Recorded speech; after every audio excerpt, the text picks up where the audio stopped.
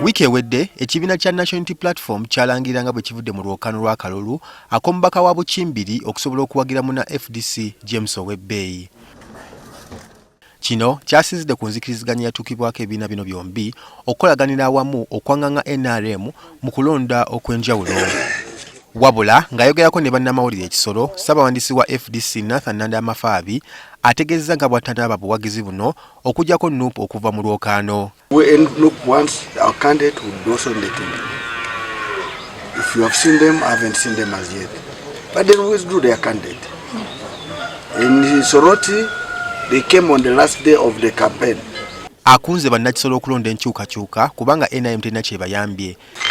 If these tourism jobs were done well, the economy of Kisoro would change. And the economy of Kisoro now is tourism. That shows that the NRM only likes people for voting, not for them to be improved as far as their welfare is concerned. Ye eyeesimbyewo ku bwannamunigina asigaaliyo tuli agenda naye yeesunga buwanguzi. And people have promised me, I have also assured them I will have to work for them.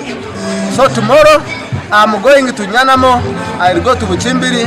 So as for now, I can see, including the town council, I have 80%. Bano bakutunkane muna NRM Eddie Kwizera eyali awangudde akalulu 2021 kooti ejuliramu eryoke kasazeemu olw'emivuyo egyalimu. I declare Mbaju Jackson a duly nominated candidate. Yo mu disitulikiti Kasese akwatidde NUP Bendera Jackson Mbaju asunsuddwa akakiiko k'ebyokulonda okuvuganya mu kuddamu okulonda omubaka wa Busongora South.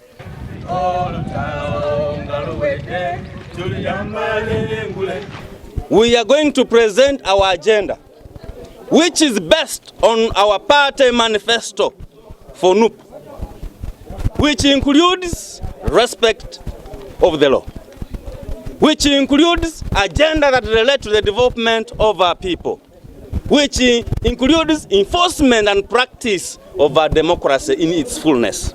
Ono wakugwisa nnyo obwenyine muna NRM Gideon Thembo Mujungu eyasazibwamu kooti ejulirirwamu kubigambibwa nti okulondebwa kwe kwalimu emivuyo.